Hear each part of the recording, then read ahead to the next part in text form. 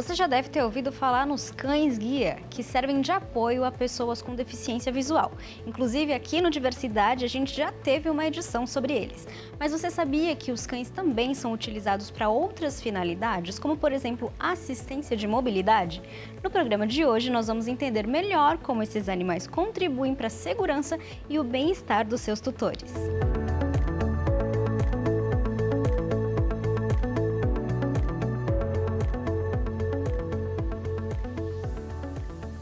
Olá, eu sou a Suelen Gonçalves, eu sou uma mulher cadeirante, tenho cabelos castanhos escuros, longos e cacheados, pele branca, olhos castanhos escuros também, estou usando uma blusa de mangas curtas azul marinho, calça de alfaiataria preta e tênis branco e preto.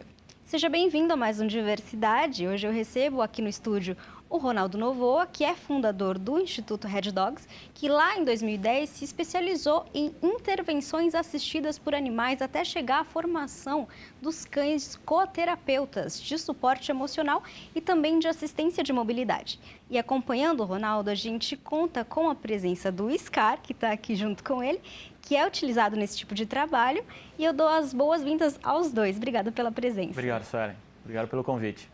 Ronaldo, eu vou te pedir também, não sei se você tem familiaridade com isso, para fazer a sua audiodescrição. Tá bom? Tá. Então, meu nome é Ronaldo, eu sou um homem, 1,80 m, pele branca, careca, com muita barba, estou com a camisa vermelha, calça jeans, tênis verde e estou com o Scar. O Scar é um cachorro tricolor, ele é preto, branco e marrom, da raça pastor australiano, e ele também é um macho de 3 anos. Eu quero começar te perguntando quais critérios esses animais precisam obedecer para exercer a função de assistência. Tá, então a gente vai falar aqui assim, essa assistência, esse critério vai depender da assistência que ele serve, que ele vai servir. Então eu vou dar exemplos bem distintos para ficar claro para as pessoas e para você também entender essas diferenças. Você falou do cão-guia, por exemplo. O cão-guia, todos os cães de assistência, de modo geral, eles têm que passar desde filhotinho. Na verdade, a seleção começa dos pais. Então a gente vai ver a parte genética desses pais, como eles são, temperamento, comportamentos, como foram o treino deles, a desenvoltura no trabalho desses pais, para depois gerar os filhotes. Então começa bem antes do indivíduo, né?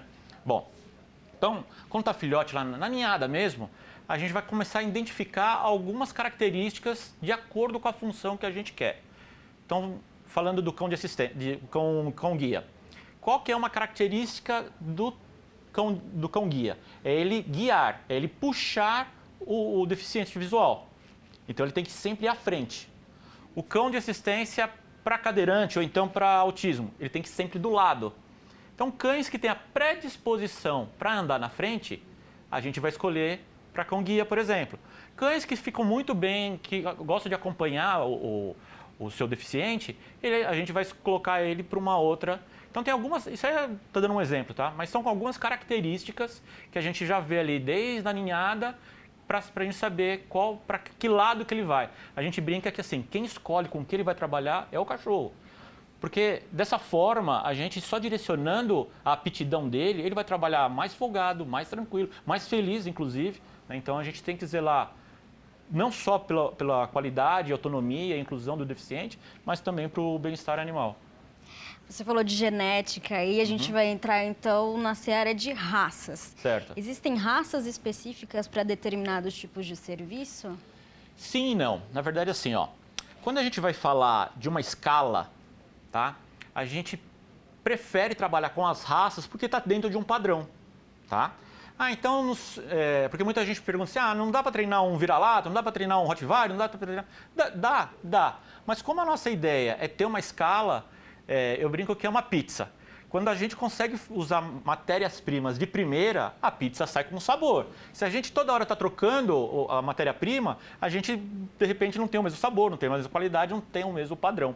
Tá? Então, a raça, isso é legal você pôr, sabe por quê? Existe no mundo da sinofilia uma certa controvérsia, assim, uma certa...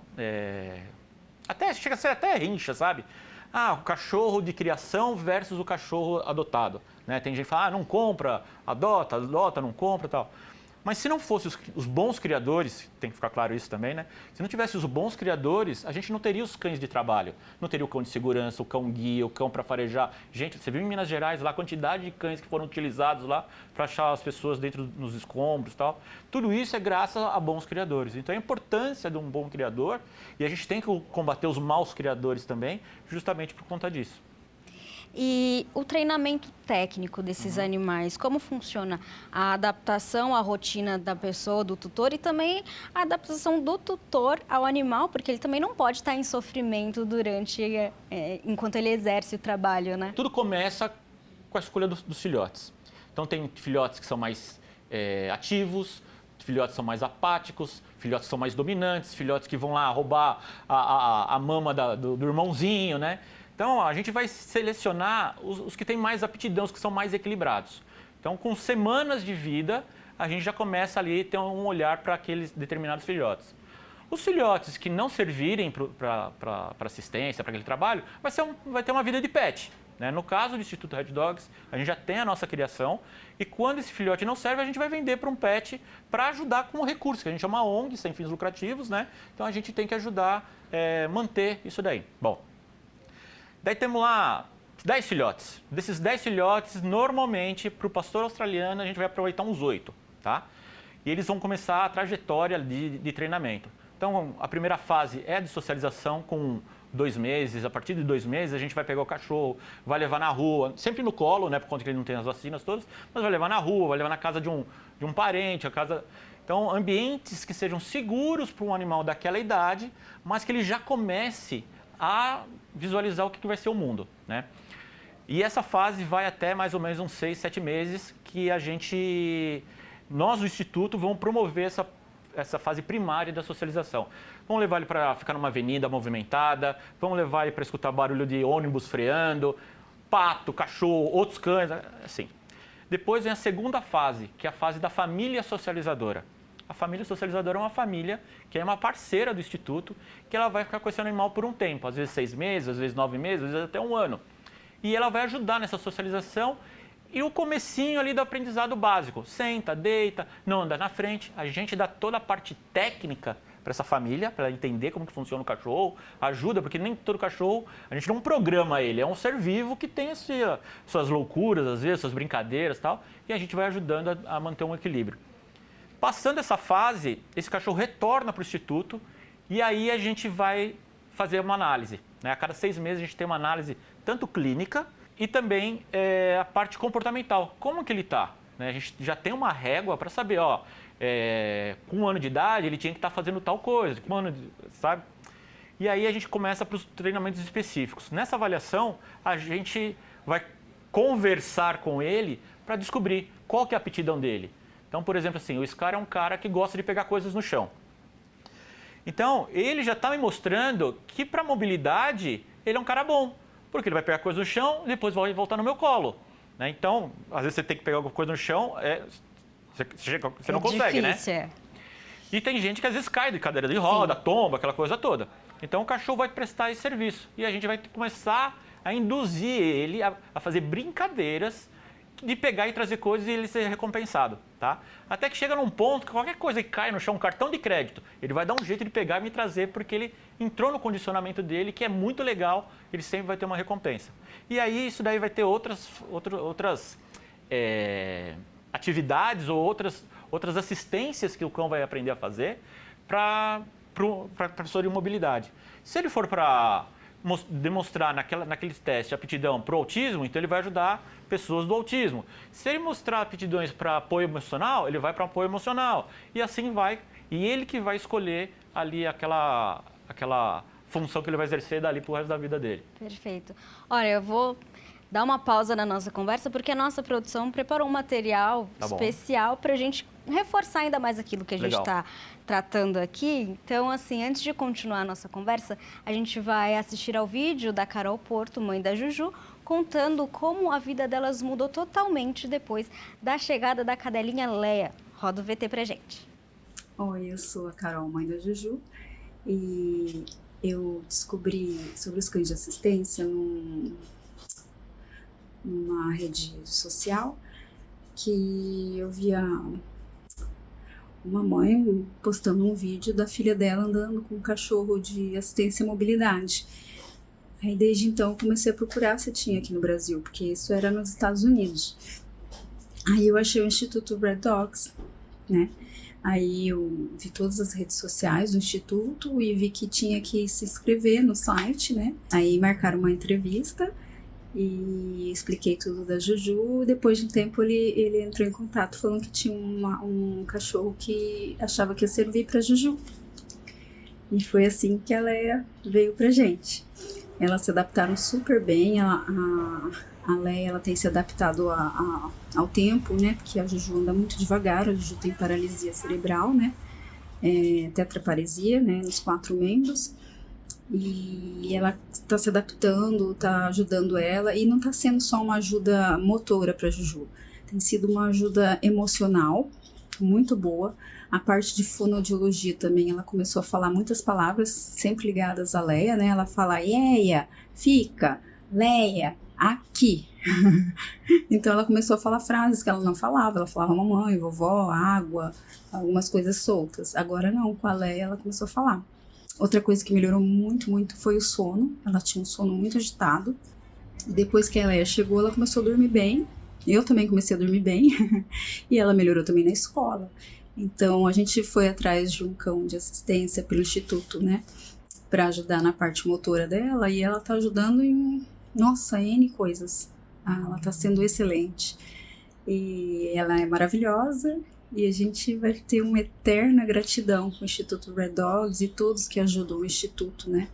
Que são famílias socializadoras, pessoas que estão sempre ajudando o Instituto, patrocinadores que ajudam o Instituto. E só um agradecimento. Eu vi que você se emocionou, tá emocionado com o relato da mãe da Juju. E é muito interessante a gente escutar ela falando sobre, não é só sobre a mobilidade. Ela tem recebido muita ajuda e tem percebido que a filha dela evoluiu muito no sentido da socialização, Sim. no sentido da fala. Queria que você falasse também dessas consequências que vêm junto no trabalho dos cães de assistência. A gente sabe que ter cachorro é tudo de bom. Só que quando a gente tem um cachorro preparado para determinadas funções, a gente potencializa essa convivência, né? Então, a gente está descobrindo... No Brasil, eu acho que tem 1 ou 2 treinadores ou centros de treinamentos que pode fazer isso aí totalmente gratuito, que essas famílias recebem os nossos cães. Quando a gente entrega já com uma previsão. Olha, acho que o cachorro vai ajudar isso, vai ajudar aquilo, vai ajudar aquele outro. Mas no decorrer dessa entrega, dessa adaptação, a gente começa a ver que o cachorro começa a ajudar muito mais do que a gente esperava. Porque aqui ainda é muito incipiente, é muito novo, né? Então a gente não tem ainda o total grandeza, o total desempenho que esses cães podem ajudar essas famílias. Eu digo isso porque assim, ó, tem coisas que ainda não está no manual, né? Então, eu vou dar um exemplo aqui assim, ó. Um cachorro que a gente entregou, um dos primeiros que a gente entregou, era um pastor alemão. E o menino tinha 12 anos, autista, nível 2 de suporte, e ele usava fralda ainda. 12 anos com fralda é um transtorno, né? É uma dificuldade, é um desafio. Só que a gente ensinou o cachorro que ele tinha que fazer o xixi e o cocô num determinado lugar do jardim. A criança, uma das fontes, a questão de altura dos olhos, a questão do convívio, do vínculo que se cria, a criança começa a espelhar comportamentos do animal. O que começou a acontecer? Ela fazia xixi e cocô lá no gramado. Que maravilhoso. E aí o pai e a mãe me ligaram desesperado. Pô, Ronaldo, agora tá acontecendo isso, não sei o quê, não sei o que. Ela falou, ótimo, compra um troninho, aquele plástico, põe lá e deixa, ensina a fazer ali no troninho. E esse troninho depois, a cada semana ele anda 1 metro, até chegar no banheiro. Coisa de 1 mês a criança estava no banheiro fazendo. Não está escrito isso em lugar nenhum, que o cachorro pode dar essa assistência. Mas acontece, né? Então são coisas... que o cachorro, que a gente está descobrindo ainda, né? A ideia era mobilidade, mas ajudou na fono, no sono, né? Então são coisas que a gente vai entendendo e a gente sabe o porquê. Nada disso é mágico. Tudo tem a ver com dopamina, serotonina, ocitocina, que libera na gente, no contato com o animal, com a pele, com a pelúcia, com a pelagem do cão, né? com esse vínculo que é formado. E isso estimula o nosso organismo, é uma farmácia natural. Não tem contraindicação, né? E é uma farmácia natural que está dentro de cada um de nós. E isso é o que faz a mágica, né? Isso aqui é a maravilha que esses cães podem proporcionar para essa e tantas famílias que a gente tem trabalhado. Bom, eu preciso chamar o intervalo, mas enquanto isso, que tal você aproveitar para se inscrever no canal da Câmara no YouTube e também adicionar a playlist do programa Diversidade aos seus favoritos. É super rápido e assim você pode reassistir aos programas já exibidos quando você quiser. Faça isso e eu volto já.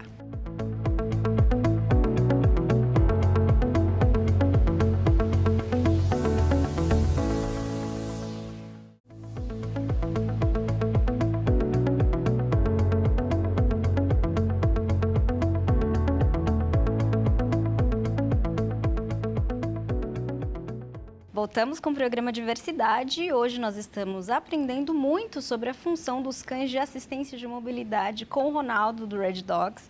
Eu queria perguntar, Ronaldo, se apenas cães fazem a função de mobilidade, de ajudar nesse sentido. Eu vou falar duas coisas, assim, ó, que eu conheço só cães, mas poderia ter outros animais. É que o cão, pela relação, pela tecnologia que já existe de treinamento, os métodos de treinamento, acaba sendo mais fácil.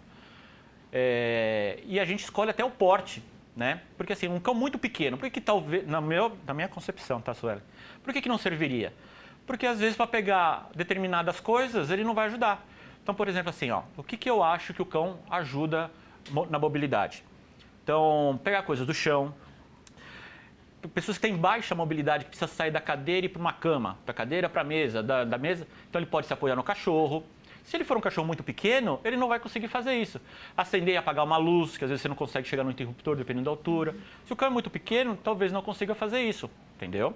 Então, a gente tem no cão uma versatilidade um pouco maior. Ah, vamos treinar uma ovelha? Pode ser treinado. Uma alpaca? Pode ser treinado. Mas, com o cachorro vai ter uma aceitação muito maior, né? Só para você ter uma ideia da problemática do que é isso, eu não tenho filho deficiente. Eu comecei isso por acreditar que o cachorro é muito mais do que um pet. A gente não tinha uma lei sobre cão de assistência, por exemplo. E graças a um vereador aqui da casa, a gente escreveu o projeto de lei juntos e foi sancionado esse ano. Então, para os autistas, pessoas com baixa mobilidade e outras pessoas que têm um cão de assistência, dentro da cidade de São Paulo, ela pode entrar em qualquer lugar, pode usar o transporte público para ir e vir, fomentando a inclusão e a autonomia, né? Então, imagine se fosse uma alpaca ou se fosse uma ovelha. Às vezes ia ser muito mais difícil, né, esse tipo de trato, de manejo e de cuidado. Existe alguma identificação, algo que o animal porta enquanto ele está a serviço? Sim. Então, você viu que o colete dele é bem sinalizado, né? Tem um patch ali bem grande, assim, ó. Não interagir, cachorro em trabalho. No caso do Scar, ele está em treinamento também. Mas ali a gente põe várias coisas que é para identificar que aquele cachorro é um cachorro de assistência. Então, basicamente, o cachorro tem que ter o nome da escola que está treinando o cachorro, a função desse cachorro, o status desse cachorro, se ele já é ativo ou se está em treinamento, e também tem uma medalha, que ele não está com ele aqui agora, mas ele vai com uma medalha com QR Code, que qualquer celular, em qualquer lugar do mundo com internet, vai dar uma ficha completa daquele cão. Por que a gente fez isso? Para poder tanto ter uma identificação e uma associação, vincular o cachorro com o deficiente. Vamos supor assim, você é um açougueiro, é um açougue. Eu vou entrar com meu cachorro de assistência no açougue. Como que você, dono do açougue, dono da empresa ali, do estabelecimento, vai saber? Então aquilo lá serve para ele escanear e ver que aquilo lá tem o meu CNPJ, o meu telefone, os dados do cão, os dados do deficiente. Então a gente faz esse link aí entre o cão e o deficiente. A partir do momento que existe esse primeiro contato da pessoa com deficiência com o cão, existe toda essa questão de estruturamento, de, enfim, familiarização. Se não der certo esse processo, de repente percebe-se que o animal não está sendo devidamente cuidado, está em sofrimento, ou de fato não se adaptou. Sim. Como procede? A gente vai falar disso. As pessoas precisam entender um pouco antes, tá? A gente fica 2 anos treinando esse cara. Então a gente conhece muito bem as características, né? Como que ele é. É um cachorro mais ativo, um cachorro menos ativo, um cachorro mais alegre, um cachorro que vocaliza mais, que vocaliza menos. Enfim, a gente conhece tudo isso, todas as características dele, o quanto ele gosta de trabalhar, o quanto é preguiçoso para trabalhar, todas essas características. E aí, hoje a gente tem 1.283 famílias pedindo cães de assistência. É muita gente. Então eu consigo ter uma família ali, ou 5, 6 famílias, que vão dar um matching muito bem com esse cara aqui. Entendeu? Bom, essa primeira entrevista a gente vai conversar, a pessoa não viu o cachorro, eu quero ver se naquele relatório, naquela pesquisa que ela preencheu lá no formulário, está condizente com o que eu estou imaginando. E aí a gente vai começar a juntar esses dois grupos, tanto o cão como a família. Quando a gente começa a fazer essa junção, a gente vai identificar ali algumas coisas que vai me mostrar cada vez mais, são etapas que aquela família tem que cumprir, que aquilo lá vai dar certo. Eu só deixo o cão quando já passou um mês ali de adaptação e eu tenho certeza que aquilo lá vai dar certo. O que pode acontecer no meio do caminho? Uma separação. O marido e a esposa acabam se separando e daí acaba sobrando os cuidados do cachorro. Por isso que a gente tem, na entrega dos nossos cães, a gente desenvolveu um contrato onde o cachorro é da propriedade do Instituto Red Dogs e a posse é da família, para ela poder ir e vir para onde ela quiser. Anualmente a gente faz uma visita, uma recertificação desse cão para saber se ele está dentro do padrão, se ele está obedecendo a família, se já não virou um bagunceiro porque a família deixou com que ele virasse um bagunceiro, essas coisas todas. E aí, se a gente percebe maus tratos, qualquer tipo de coisa que vá contra o bem-estar animal ou contra o que a gente quer de um cão de assistência, daí a gente tem como pegar esse cachorro de volta, tá? Até hoje aconteceu só uma vez, mas eu acho que tudo tem pelo menos uma vez na vida para acontecer. E é um aprendizado para todos nós. Perfeito. Tem algum tipo de custo ao tutor para manter esse cão de assistência? E como essa família pode ajudar o Instituto? E como o Instituto faz, né, essa troca mesmo com a família para manter esse suporte contínuo? Tá. A ideia é sempre entregar gratuitamente, tá? Eu tinha muita resistência de vender o cão de assistência, né? Mas até por conta de custos, a gente está montando um programa para a gente... Porque tem famílias que conseguiriam comprar o cachorro, mas em 90%, hoje 100% dos cães são doados, mas a ideia é que a gente tenha essa daí. Por que isso? A gente fornece o cão gratuitamente para a família. Se a família é de São Paulo, hoje a gente só entrega cães na cidade de São Paulo, justamente por conta de logística, para não fazer a família vir para São Paulo ou a gente ter que se deslocar para outro canto. Porque a adaptação é um mês. Depois que a gente entregou o cachorro, a gente fica mais 2, 3 meses ajudando aquela família a pilotar o cachorro de verdade. Então a gente vai levar o cachorro na terapia, na natação, no shopping, no restaurante. A gente vai fazer ali um simulado para a família ver como pilotar esse cachorro na prática, tá? Bom, daí para frente tudo é custo da família, né? Então, ração, banho, brinquedo, qualquer coisa que o cachorro precise, uma vacina, tudo isso vai ser custo da família. Hoje a gente tem uma conta em torno de 500, 600 reais que esse cachorro vai demandar ali de custo para aquela família, tá? É uma média, tem meses que vai precisar mais, tem meses que vai precisar menos, mas é isso daí, o cachorro já vai castrado, já vai adulto, vacinado, então essa parte clínica, parte médica já é toda resolvida. Um cão de assistência de mobilidade ou qualquer serviço em prol das pessoas com deficiência, mobilidade, ele se aposenta? Qual o tempo de serviço de um cão? É assim, ó, não existe uma regra definida. Existem alguns parâmetros, tá? Cães que têm uma demanda maior, eles se aposentam mais cedo. Então, vamos por exemplo assim, ó, o cão de mobilidade é um cão que se aposenta com 8 anos. O cão para autismo é um cão, para autismo não, para com guia, se aposenta mais cedo.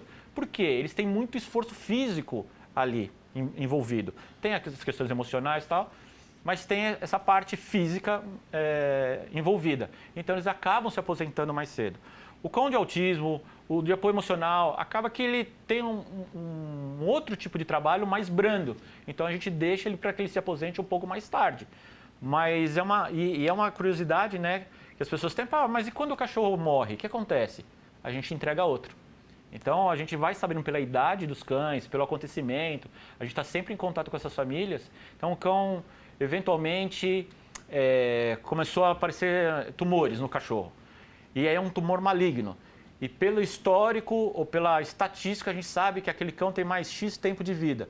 É nossa responsabilidade do Instituto Red Dogs começar a preparar um outro cão para já fazer a troca para aquela família, entendeu? Então são coisas que muita gente olha para a gente e fala, nossa, que delícia brincar, trabalhar com cães e tal. Mas você vê quanto detalhe, quanta técnica, quanto de envolvimento que a gente tem Sim. do bem-estar animal, com a família do deficiente, se é uma criança, com os pais típicos dessa criança. Então é um trabalho bastante complexo e infelizmente a gente tem muita coisa para fazer ainda pela frente. A partir do momento que esse cachorro se aposenta, ele é encaminhado para adoção? O que acontece com ele? Ele tem dois caminhos. Ele pode ficar com a família, se a família quiser, ele pode continuar com a família, ou ele volta para o instituto e a gente vai achar uma família para ele.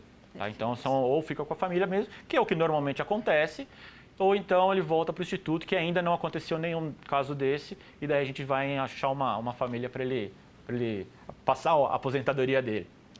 A gente viu um pouco no VT que a gente preparou, a mãe da Juju falando sobre como ela encontrou o serviço de vocês, que foi através das redes e teve toda uma entrevista. Eu queria me aprofundar um pouco mais nesse sentido, como as pessoas podem achar vocês e qual o processo até que ela encontre um cão para ela. Na verdade é assim, é pelo site do Instituto, tá? Então o primeiro contato ali vai ter um formulário para você preencher. Ali você vai colocar, eu brinco assim, você faz compra pela internet? Sabe? Sim. Tem que preencher um formuláriozinho lá, né? Você gosta? Bem burocrático. Ninguém burocracia gosta, né? chata. O nosso formulário tem quase 100 questões. Então é uma coisa que eu pergunto de tudo. Por quê? Eu preciso saber ali, para ajudar o meu trabalho, a criar uma imagem de quem que é aquela família, tá? Sim. Então ali eu vou saber quanto ganha, o que gasta de água, de luz, de remédio, se mora no apartamento, se mora na fazenda, se mora numa chácara. Eu pergunto tudo ali. Bom, esse é o primeiro passo. Depois que ela recebe isso, ela vai entrar numa fila como se fosse numa fila de espera. Ela vai ter tem uns e-mails que são automáticos, que ela vai receber as respostas e tal, para dizer, recebemos o seu formulário, está aqui, agora a gente está preparando alguns cães e quando a gente tiver um cão que se assemelhe com o seu perfil, a gente vai entrar em contato. Porque, infelizmente, a gente precisa de dinheiro. O único gargalo que eu tenho hoje em dia é recurso.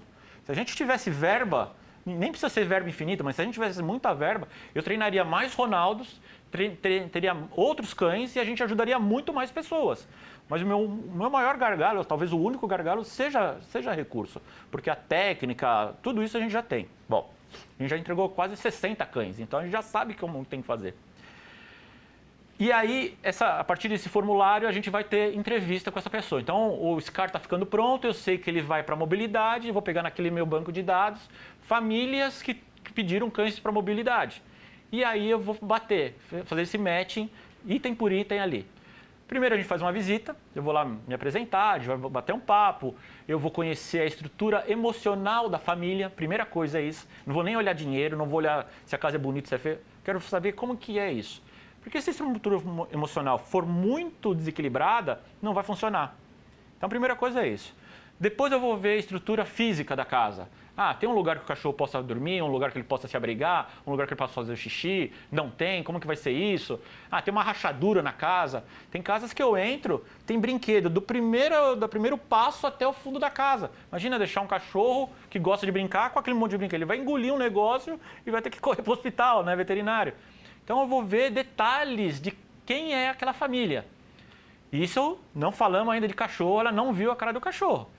Numa outra visita, daí sim, se aquela família foi aprovada, né, na seleção, numa outra visita eu vou ver. Daí sim eu levo o cachorro. Como que eles vão se comportar com o cachorro? Vai ficar com muito mimimi? Vai ficar adulando, mimando demais o cachorro? Porque a gente prega que esse cachorro não é só um cachorro, é uma ferramenta. E se a gente usar a ferramenta errada, dá ruim, né? Então, hoje em dia, existem leis, ou melhor, projetos de lei que querem abolir uma série de ferramentas importantíssimas para a gente usar no treinamento de cachorro, mas por por falta de conhecimento da classe política ou dessas pessoas que estão assessorando esses políticos, é um absurdo que vai se fazer. E só fazer um parênteses aqui, o resultado de não usar as ferramentas corretas para o treinamento do cão, sabe qual que vai ser? Eutanásia e abandono. Tudo que as pessoas não querem é o que vai acontecer. Na hora que você não consegue ter mais o controle do cachorro, o que você faz? Simplesmente abre a porta e deixa o cachorro ir para a rua. Né? Existem casos de cães que formaram gangues ali, matilhas, e estão atacando as pessoas em lugares mais isolados de São Paulo e do Brasil. Então, voltando para a nossa realidade aqui, é um processo que demora ali um mês, porque são várias visitas, com cachorro, sem cachorro, depois a gente vai num parque, para eu entender como que funciona aquilo lá, para eu ter a convicção que aquele cachorro vai estar num ambiente legal. Né? As pessoas precisam entender que a fila de espera não é uma fila de espera por chegada. Como tem que ter esse matching, é mais como um transplante de fígado, precisa coincidir o cachorro com as características da família. Então, às vezes, pode ser uma pessoa que entrou ontem, que recebe um cachorro, e uma pessoa que está desde 2022 esperando um cachorro e ainda está lá, entendeu? Então, Entendi. Tem tudo isso que eu gostaria que o nosso público tivesse essa paciência, esse carinho no coração para entender essa parte nossa também. Ronaldo, infelizmente nós precisamos encerrar o nosso papo, mas te agradeço por apresentar o trabalho do Red Dogs, te agradeço por estar aqui, pela conscientização, acima de tudo, e também ao Scar, agradeço também a presença dele. Agora a gente vai tirar o colete e deixar todo mundo brincar com o Scar. Ah, ótimo, eu estava esperando por esse momento. É isso aí, então. Obrigado, gente. Obrigado, querido. Bom, a gente chega ao fim de mais um Diversidade, mas você pode continuar acompanhando todos os nossos conteúdos através do Instagram oficial da Câmara. É só seguir @Câmara São Paulo, tudo junto. E eu fico por aqui. Obrigada pela sua audiência. Até a próxima edição. Tchau, tchau. Rede Câmara São Paulo, sua conexão com a política da cidade.